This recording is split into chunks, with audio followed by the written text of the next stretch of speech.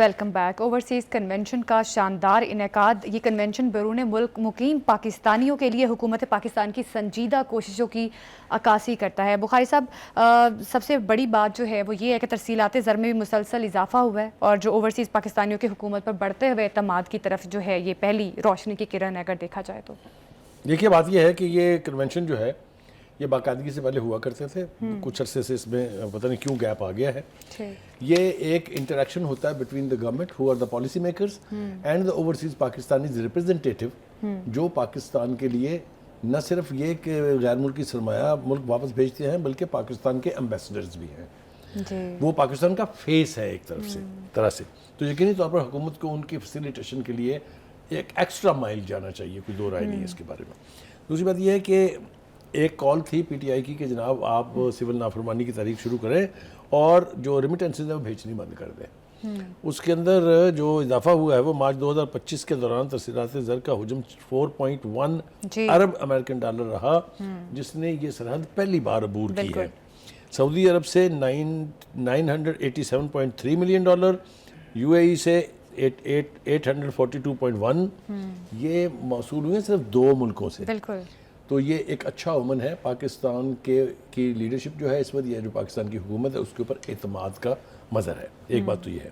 برطانیہ سے بھی 683.9 ملین ڈالر آئے اور امریکہ سے 419.5 ملین ڈالر جو وصول ہوئے۔ یہ اچھی بات ہے، کچھ نا اچھی خبریں آنی شروع ہوئی ہیں۔ اب ہم سن رہے ہیں کہ جن ملک میں پیٹرولیم مصنوعات کی قیمتوں میں بڑی کمی کا اعلان ہے، دیر ہو گئی ہے پہلے سے، یہ بہت پہلے ہو جانا چاہیے تھا۔ میں نے آپ کے پروگرام میں پہلے بھی کہا تھا کہ یہ انٹرنیشنل مارکیٹ میں تو پیٹرولیم پرائسز کی قیمتیں کہیں سے کہیں نیچے آ گئی ہیں، لیکن ہمارے عام آدمی کو ابھی اس کا کوئی ریلیف نہیں ملا تھا۔ تو اب توقع ہے کہ یہ امکان جو ہے یہ کوئی 8 روپے 27 پیسے سستا کرنے کی تجویز ہے جی، اور اسی طریقے سے جو ڈیزل ہے اس کی پرائسز بھی کم ہوگی۔ اللہ کرے کہ وہ ریلیف جو حکومت اپنے خاتوں میں ڈالتی ہے وہ عواماً آج تک پہنچنا شروع ہو جائے گا، تو گڈ ول جو ہے وہ قائم ہوگی۔ Last but not the least, امریکی ارکان کانگریس نے دورہ پاکستان کو بہت مثبت اور بہت کامیاب قرار دیا ہے، اور اس کے ساتھ ساتھ وہ ساری امیدیں دم توڑ گئی ہیں کہ امریکہ سے ڈیلیگیشن آ رہا ہے صرف ایک آدمی کی رہائی کے لیے۔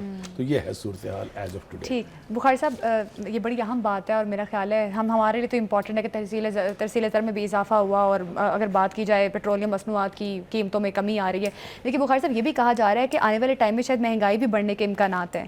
دیکھیے، اب یہ سب سے بڑا چیلنج ہے گورنمنٹ کے لیے۔ اتنے بڑے بڑے دعوے انہوں نے کیے ہوئے ہیں کہ دیکھیے جی سنگل ڈیجٹ میں آئی پہلے، پھر اس کے بعد 2.1 پہ آ گئے، پھر 1.2 رہ گئی۔ اگر یہ بڑی تو لوگوں نے معاف نہیں کرنا، میں بتا رہا ہوں آپ کے پروگرام میں۔ اور بخاری صاحب جو ریلیف دی ہے ان کو سسٹین بھی کرنا بڑا ضروری ہے۔ ایبسولوٹلی، اگر نہیں کریں گے تو پیپلز ریتھ کے لیے تیار رہے حکومت۔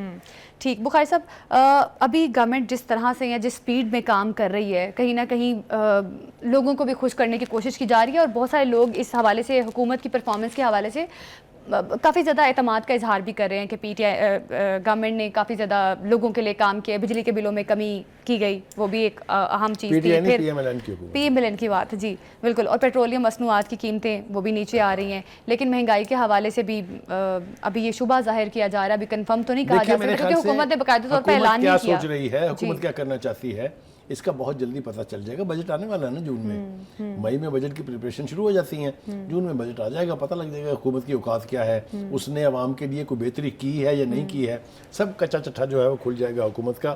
توقع یہ ہے کہ پوری حکومت کو اس بات کا ادراک ہے، اب اگر لوگوں پر مزید بوجھ پڑا تو وہ برداشت نہیں کریں گے۔ بالکل، جو ہے حکومت نے جو اقدامات کیے ہیں لوگوں کے لیے ان کو سسٹین کرے حکومت، تو یہ دیکھنا باقی ہے کہ آنے والے ٹائم میں حکومت جو لوگوں کو ریلیف دے رہی ہے وہ ریلیف کب تک رہتا ہے، اور بجٹ کے دوران دیکھا جائے گا کہ بجٹ کے بعد جو ہے کیا منظر نامہ بنتا ہے۔ اسی کے ساتھ پروگرام سے ہمیں دیجیے اجازت، اللہ حافظ۔